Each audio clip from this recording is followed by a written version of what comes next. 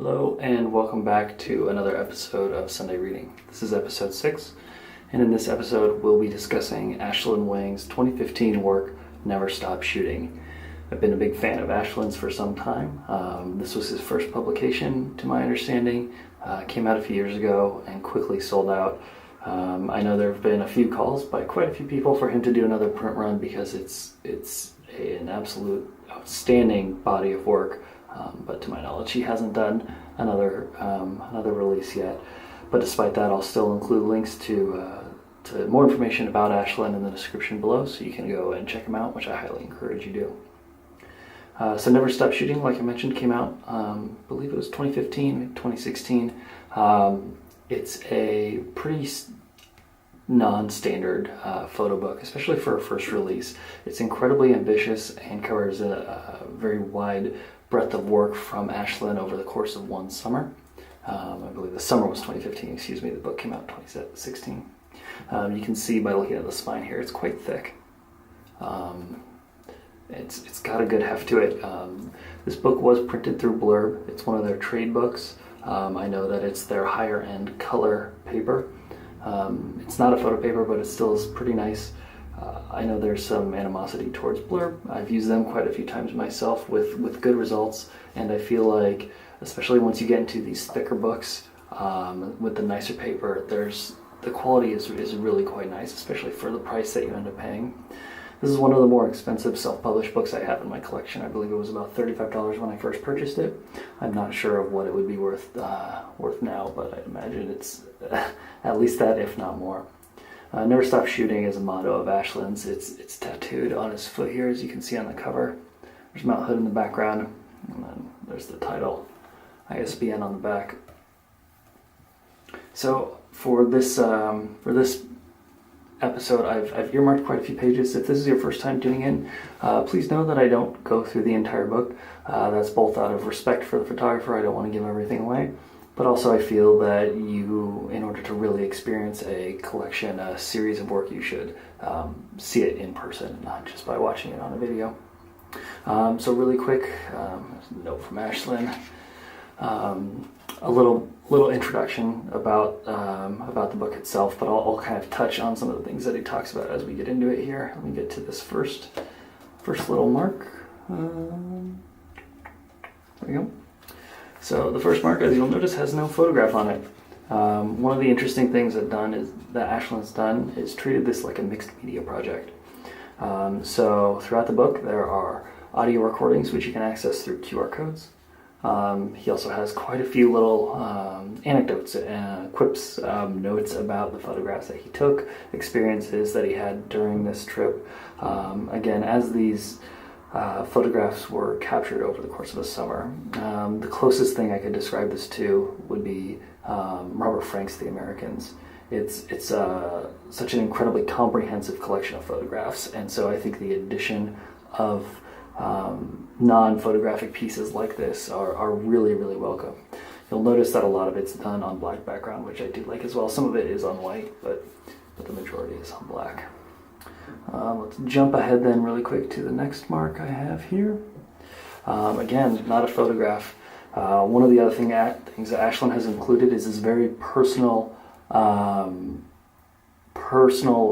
conversation that he has with another photographer named Thatcher Cook, who Ashlin really admires over the course of this summer in 2015. He discusses a lot of very intimate details.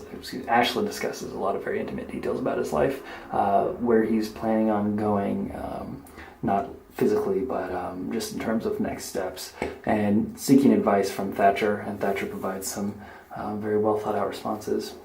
Let's get into the photographs here, some of the ones that I've selected.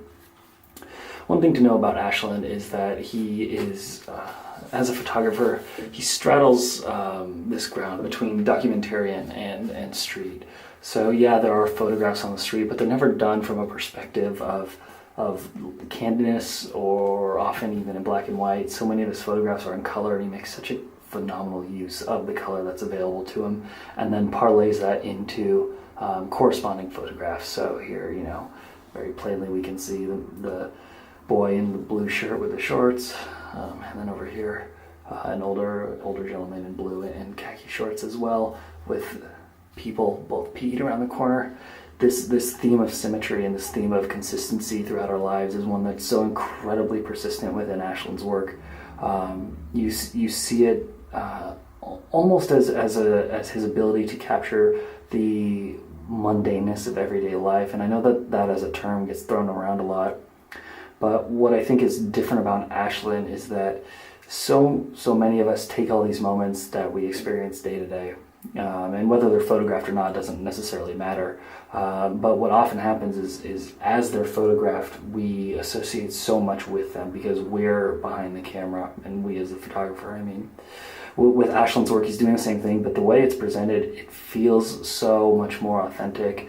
It feels like these are people living their lives without visibility to Ashlin, and the moments that he captures, you feel so involved in the subject matter itself. There's a smell and an emotion, whatever the emotion might be, whether it's sadness, solitude, or happiness. Some of those we'll touch on here later. You can really feel every single component of it, and again, it's so persistent here. Let's move ahead then. Not that one. Next page. So this is another example here where we have the corresponding images. Very incredibly well done, just in terms of pairing and consistency. His moments, I know I feel like I'm repeating myself here, but the intimacy of each single moment, whether it's taken as an individual or taken as a whole, we can experience it and be a part of it. If you get a chance to get into this book and you understand the methodology behind Ashlin as he went through this trip over the summer, you understand so much more about the struggles that he had in terms of just keeping himself afloat. And so every time you look at a photograph and you see these people napping on couches, you see Ashlin within these other people and the people that he's encountered. And it adds such a gravitas to it. For example, this pairing of images here, these are some people that Ashlin stayed with over the course of the summer right near Mount Hood. So I don't know if this is their porch, but it very well could be. These being the people that he stayed with, doing work on their farm to help him out in exchange for a little bit of money and a place to stay. And everything is so simply framed, provides such great context with everything that's available. There's no need for any external forces to pull on you to really understand the photograph and what's going on. And I've mentioned symmetry a lot. But even within the frame, with both people looking in the same direction, each looking out their own window, I find myself staring at these images just over and over and over again. Of all the independent photo books that I own, this is probably the one that I reference the most. It's been a big influence on me, and I can't believe that Ashlin's still in his early 20s. This I mark simply because it's one of those anecdotal stories that Ashlin touches on, really giving you a first-hand experience into what he went through over the summer, the people that he met, and the things that he saw. I really enjoyed this spread. There's a playfulness that you'll often see in Ashlin's images, and the next and last set that we get to here, I believe, we'll get to that as well.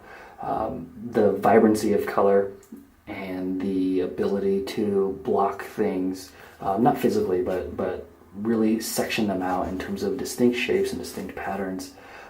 We see this playfulness spread out through his images, and when we take in a book like Never Stop Shooting as a whole, we see so many consistent themes that leapfrog one another. So where we have this playfulness on this page, if we go back to our previous spread, we'll see a much more somber tone, much more solitude. See if I can grab that really quick. Even this one will work.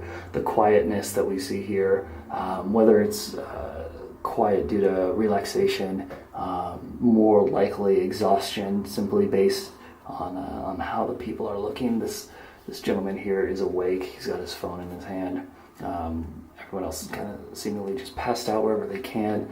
And then we jump forward here to again, such a vibrant color. It really, he's really shunned the thought of something that we've talked about a lot on this show, which is that of breaking down a theme into its most basic form. Ashlin's work really encompasses everything that possibly could about an experience or a longer event. Here's again that playfulness, the two kids banging on this door, another kid inside screaming, taunting him, and just seemingly having, well, either a great time or for one of the kids a horrifying time. I'm not exactly sure which. And then it finally ends on a couple more personal notes, thank yous, and a couple more QR codes with music that you can listen to, with audio recordings, discussions, things of that nature. So this has been Ashlin Wang's Never Stop Shooting. I really want to thank you for watching. Please tune in every Sunday for Sunday reading when we go over self-published works, photo books, things of that nature. Please be sure to subscribe to me, follow me on social media. I'll include information on Ashlin in the description below. And thanks for watching.